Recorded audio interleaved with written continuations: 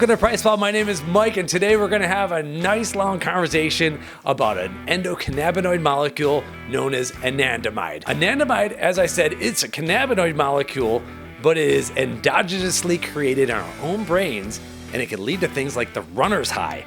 And that's why it's called an endocannabinoid molecule. So it is actually the first one that was discovered. It was discovered in 1992. The researchers were at the time researching THC and its effects on the brain and everything, and they also discovered this other molecule that was getting created endogenously within our own brain. And it led them to realize that there is this whole endocannabinoid signaling system, and it's all thanks to anandamide. So that was in 1992. Another one named 2-AG was discovered in 1995, and all sorts of research ensued, and we're going to get into a lot of that research today. Now, anandamide is really cool because it is found in nature alongside of our brains. It's found in cocoa and truffles, and it can be taken as a dietary supplement to induce some of the effects that it creates, such as an improvement in mood, reduction in anxiety. It can be used to improve sleep. It can be used to increase appetite. There's some real interesting animal research there. And it can also be used for vasodilation, and it can also be used to reduce the amount of pain that's felt. The dietary supplement ingredient known as FastBliss comes from NNB Nutrition, and they are sponsors of this website. We'll talk a little bit about FastBliss, some of the data that's coming out from there. It is already available in one supplement in a small 25 milligram dose in Glaxon Grit, which is a natural pain support supplement. And this product is really cool. It's got some other cannabinoids in there. It's got white willow, which is similar to aspirin. So it's a really cool supplement, but it is the first one to have anandamide in it from FastBliss, from NNB Nutrition. That's where we're headed here, but we're gonna talk about the research and a little bit of the background about this molecule. Now, after anandamide was discovered in 1992, and a lot of the research you're gonna see it's called AEA. The scientific name is arachidonyl ethanolamide. So let's just go with anandamide or AEA, but that tells us a little bit. It is going to be in the body is created from arachidonic acid, which can be a pro-inflammatory fatty acid. So we'll get a little bit into that. This has a lot of anti-inflammatory effects. There are some immune benefits as well. We're going to see how this thing demolishes the cytokine storm in one of these animal model studies. So really cool stuff. I think I mentioned the runner's high. So we have a blog post talking about all this, citing all the sources and everything. But the runner's high has been attributed to the increase in anandamide levels. So our body is producing, and it's like a natural pain-killing kind of feedback loop within our bodies. And when our bodies are exercising, especially strenuously, and this has been shown with both cardiovascular exercise, running, resistance training, or weightlifting, anandamide levels go up, and that's associated with what's known as the runner's high. So this anandamide molecule actually targets similar receptors. You got the CB1 and CB2 receptors as THC, but not as, let's just say, not as intensely. I've taken pretty large doses of this stuff, and it feels good, but it is not. We're barely in the same ballpark as anything that is psychoactive as THC, but there are some really cool effects. That's why I like this. It's naturally made in our own bodies. Our bodies have pathways to deal with it, but sometimes we need a little bit more. Sometimes the body will make it itself. When anandamide was discovered in 1992, it actually the researchers kind of figured out pretty quickly that what this stuff was doing, and they named it anandamide because Ananda is the Sanskrit word for bliss. And it turns out that they kind of nailed it right then and there. This is a feel-good molecule. Eat more. There's some cool stuff here. Sleep is better. Actually it works kind of opposite of caffeine, and we'll get into some of that. So it was obviously a major discovery. Realized that it led to more and more research because it realized these cannabinoids aren't just out there in some crazy plants out there. Our bodies are wired for this stuff, and we use it to our advantage. And so the molecules, these endocannabinoid molecules, are structurally similar to CBD and THC, but they don't hit the receptors the same way, which means that they're going to be a little bit different results, thankfully, because if you want THC, you can go get THC. So we're not all looking for that. And the research eventually led to a lot of other discoveries. There's this whole how we have the gut microbiome. Well, there's also the endocannabinoid dome, and the endocannabinoid dome also has the 2-AG, and then there's other related compounds like OEA, PEA, not the dopamine PEA, but this is palmitoyl ethanolamide, which has some pain relieving qualities as well. And that form of PEA is, we've talked about on this channel before, so maybe we'll link to some of that stuff. And then SEA as well. So they all make this endocannabinoid dome, but those last three that I just mentioned, OEA, PEA, and SEA, are slightly different. They have anti-inflammatory effects, but they hit different receptors. It's 2-AG and AEA, or anandamide, that actually target our CB1 and CB2 receptors and exert the effects through those pathways. So we have we're discovering that our body bodies produce this stuff endogenously, and that's kind of what I'm talking about. And they're structurally similar to, like I said, THC and CBD, and have some different effects that we will now get into. So first, let's get into some of the mood supporting and analgesic or pain relieving effects of anandamide. That was kind of the first branch of research. After it was discovered in 92, there was a study in 1993 where they showed that it had analgesic effects in mice. So right off the bat, people looking for natural pain-killing support may look into anandamide or FastBliss from NNB Nutrition, because this is a molecule that can help relieve pain, increase pain tolerance, and is naturally produced by our bodies, so our bodies know how to deal with it and dispose of it. And that's why, as we'll talk about later on in this video, the research is showing that it's highly well tolerated in animal studies. So very large doses that we're not even come close to touching without a problem. So that's what's really cool about some of these endogenously created molecules. Now, what's cool is I mentioned that anandamide is created during exercise. What the researchers are starting to attribute to is, so it's very well known that exercise increases pain tolerance. You can handle more pain after you've exercised. And the researchers are starting to attribute that to the actual natural release of anandamide. That effect is called hypoalgesic effect. It is the increased pain sensitivity after exercise. And then further research is starting to show that increased levels of anandamide are related to reduced levels of depressive disorders, major depressive disorders. Let's talk about a little bit of some of the rat studies that we've seen. They're spread out through the different years. So in the blog, we start off this 2016 study, and pretty much they give the rats a forced swimming test. And in a forced swimming test, basically you're looking for how bad does this animal want to live for? And there's a whole procedure so that they save the animals, but how long do they go before they give up and just say, forget it? And animals that are shown to be highly depressed, they don't try as hard. Animals that are vigilant and don't want to die, they try hard. And with anandamide, giving them anandamide or having higher levels of anandamide both lead to far greater times in forced swimming tests in the animals. So increases the vigilance, increases the will to live really in the animals. Now, one of the cool things here is the mechanisms that were discovered here is that anandamide did this, it worked in the animals, especially in diabetic rats too, which also kind of have greater depressive outcomes. It did it by restoring serotonin levels in the rats' brains. That's where we have to give some disclaimers. You got to talk to your doctor if you're taking serotonin uptake inhibitor, all that stuff. If you're taking drugs that are messing with the serotonin system, this may also increase serotonin levels. You may or may not want that. If you're not taking any drugs, it's going to be less of a concern, but obviously there are some drugs where this is a major concern. So if we're talking about mood, there's a lot of people out there taking these drugs. Be careful. Talk to your doctor. Always, always, always. Now, some of the studies with anandamide actually use drugs that actually inhibit anandamide's breakdown. There's an enzyme family, FAAH, that breaks down anandamide. We have these, we have control systems for all this. One way to increase anandamide levels is to inhibit its breakdown. When that's been done, the anandamide levels go up, and then in various pain tests, rats show a markedly less intense response to pain. Pain doesn't affect them as much. And it was both in nerve pain and in visceral pain, or pain around their organs. So it's not just a reduction of nerve pain. So in another study, this one is the 2014 one, the researchers gave a different drug that reduced the breakdown of anandamide to certain rats. That's a way of raising their anandamide levels. And those rats in the study showed less anxiety. And the way they did that is they have a light dark box. And the rats they're able to wander between light and dark areas. Rats that are more anxious hang out in the dark areas. They kind of just stay away. And the rats that are less anxious are going to be more in the light and they'll wander around more. You're more free. It turns out that the anandamide upregulated the rats that had the higher anandamide levels, far less anxious, far more in the lighter areas. So researchers can kind of start to look at how they behave in terms of anxiety and predict if their anandamide levels are working properly. So now let's talk about sleep quality. We got a few studies. I'm going to go out of order.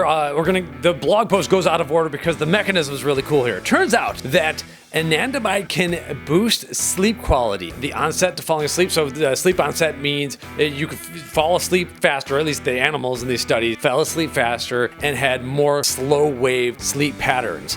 And so what's really cool is that it actually kind of works like the opposite of caffeine. And the researchers in this 2003 study showed that anandamide actually upregulates adenosine. Now we use caffeine to inhibit the action of adenosine. Now what adenosine is our energy currency molecule in our body, ATP, adenosine triphosphate. As it gets used and broken down, the adenosine pools up. As we have more adenosine, we get more tired. We can inhibit that with some caffeine, but anandamide actually increases and upregulates the activity of this. And so it actually can help with sleep.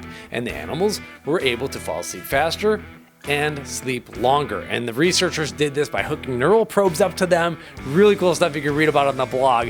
So this study was really well done, and they even tested to make sure that by using another drug to block this effect on the CB1 receptor, it then stopped things. So anandamide was working on the CB1 receptor in this effort to increase the sleep. So we'll talk about some of the uses. This could be really effective for some of these unique sleep aids. People trying to get away from melatonin, for instance, and anandamide might be one such way to do it. Then in the article, we go back to a 1998 rat study that showed that anandamide boosts slow wave sleep. With this one, they also gave it the precursor to anandamide, which is arachidonic acid. And we get a little bit into that. A lot of the omega-6 fatty acids, the seed oils, for instance, can lead to too much arachidonic acid. It's pro-inflammatory. We use it in muscle builders sometimes post-workout, but there could also be issues with getting too much of it at the wrong time. If you're having sleep problems, you might want to look into whether or not you are eating too much omega-6, and it could be contributing to a little bit of overload in terms of inflammation. The cool thing is our body's trying to do its best by running into anti-inflammatory molecules like anandamide, but in general, arachidonic acid is pro-inflammatory. Now, I mentioned this because, and I mentioned the anti-inflammatory effects because there is one study, and anandamide might work really well supplementally in immune system supplements. There was one study here showing the anti-inflammatory effects. So a lot of us have heard about acute respiratory distress syndrome, or ARDS. It's an inflammatory lung condition. It's associated with SARS-CoV-2 infection, for instance. We've been hearing about this, and its ensuing cytokine storm over the past 3 years. Well, what these researchers did in 2021, they gave anandamide to rats that they also gave a very, very inflammatory toxin, Staphylococcus enterotoxin B. What they did, this is highly inflammatory antigen, basically gave them really bad staph infection. And they gave some of the rats anandamide, gave some of them just the toxin. And the ones that were given anandamide alongside of it, nearly completely stopped this cytokine storm. Like their cells, we have images that we can post up, their cells actually look like quite normal. They look very similar to the control group that had nothing, and they look a lot better than the ones that were given the disease without any anandamide. So there's something here, and it like just demolished the cytokine storm. So really interesting. I think we need more research in this area, but it could be used as a very unique immune system anti-inflammatory type of ingredient. The study showed that the concentrations of inflammatory cytokines like IL-2, TNF-alpha were significantly lower with the mice that had AEA or anandamide. To be continued, I guess. Like, stay up to date on the research there because there's something there. Hopefully someone takes that ball and runs with it. Connecting the inflammation and like the mood disorder issues, there's a lot of research showing that early life inflammation leads to abnormal social behavior, like a lot of social problems. And if you haven't noticed, we're kind of maybe doing some stuff that's quite inflammatory to young children, if you're picking up what I'm putting there. And so what's really interesting is that there's a study showing that by a lot of this may be caused by too much FAAH, the enzyme that breaks down anandamide. And so some researchers, what they did is they injected adolescent rats with LPS toxins, very inflammatory agents, and then they gave them a big FAAH inhibitor trying to keep the anandamide levels higher. So we're boosting anandamide, and what ended up happening was that the socially deficient rats who were adolescent, socially deficient from having this inflammatory response, and once they were given the FAH inhibitor, getting more anandamide, they actually began to be more willing to play and have exploratory behavior and be like regular social creatures like we should be. So there's this whole connection here, and this pathway might be one of many. I mean, like, let's be honest. We've been like flat out poisoned from about 2 to 3 dozen, 100, whatever sources. It's impossible to determine like any one thing. It's a lot of things. What was cool is that this upregulating anandamide seems to restore certain like good behaviors. And so that's a great thing. It's worth looking into. There's a lot of this is animal research, obviously. So these are just really cool pathways. What I love is that it's endogenously produced. There's something here we need more. I'm making this video in March of 2023. So if you're watching this in the future, hopefully hopefully they've been putting out more research. Our brains contain a lot of stuff that can help us. It just so happens that we can supplement more. So then we can get into a completely different area and talk a little bit about circulatory support and vasodilation. There's a lot of studies showing that anandamide can cause vasodilation in dural vessels. Now, these are, and it's in a dose-dependent fashion. It's activating the TRPV1 receptor, and so you can go into the research on that. But dural vessels are blood vessels in the dura mater, which is this thick membrane in the spine and the brain and everything. That's interesting. It's a lot of us are looking for vasodilation during workouts. We don't have like a direct study on that, but we do have other studies showing reduction of blood pressure from anandamide. And we have vasodilation studies in abdominal vascular tissue as well as pulmonary arteries. So it does seem to be a systemic blood pressure reducer / vasodilator. And one study does have a proposed mechanism. Again, like we've known about this for 30 years, which is not that long, I guess, in terms of like a lot of science. We could probably argue that a lot of this has been like hushed for a while until like things are opening up in this area of cannabinoid research more recently. But the last, first 20 years are probably a little bit harder to push. Researchers in one study regarding sleep apnea and hypertension saw that the anandamide might be inhibiting norepinephrine release. So a lot of times we're looking for vasodilation for blood flow, and pumps in our workouts can lead to improved performance, nutrient delivery, and recovery and stuff like that. However, we also like our workouts to increase norepinephrine and like get these happy hormones, fight or flight response going and everything. Anandamide for a pre-workout might work if it's kind of like trying to lessen a high hit of caffeine or a lot of stim maybe. This might be more of a relaxing runner's high kind of pre-workout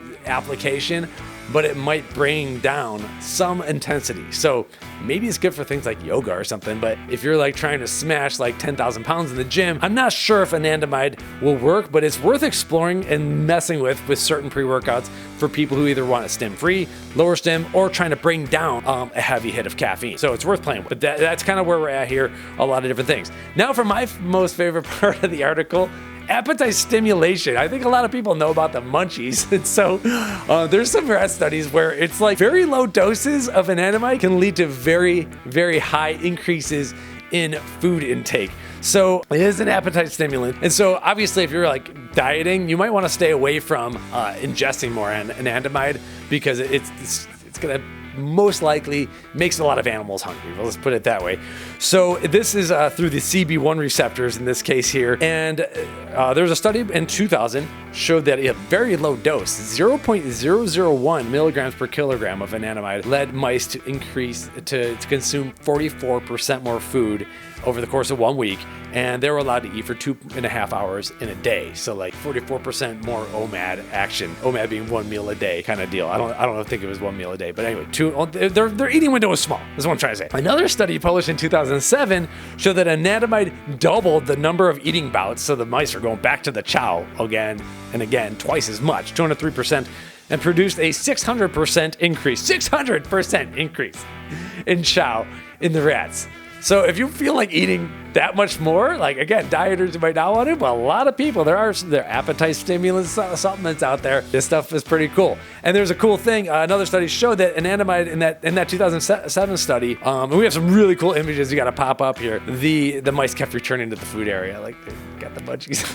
So anyway, they were actually able to tolerate bitter compounds like quinine. Quinine being what makes tonic water bitter. So if you want to try to make your tonic water taste better, try adding anandamide and see if it makes you tolerate the bitterness better too. So it could possibly be used. Anandamide itself, I've worked with a gel of anandamide before NNB Nutrition made powdered FastBliss. They have oil and powder, and they've worked really hard to knock this flavor down with their final product. Anandamide itself, it works a little bit like capsaicin in some ways, and it's got a spice effect to it like you wouldn't believe, and it like almost like clings to the tongue a little bit. I'm not sure you could use it to mask bitter flavor. It works like in the brain like that, but it is itself going to have some spice to it. So it's not, I don't know, people can play with it. Anyway, where are the cons? Because we're about to get into a little bit of safety data. I don't want to go too deep because it's not all fully published yet. The safety data is really good. One study showed one problem, and it was in a mouse study where the mice were learning to not go onto a pad to get an electric shock. After they stepped on a pad, they learned, hey, don't step on that pad anymore. It's going to shock you. Certain drugs make the mice forget, like almost instantly. One of the drugs in the study, they forgot after like 15 minutes. And then, with Anandamide,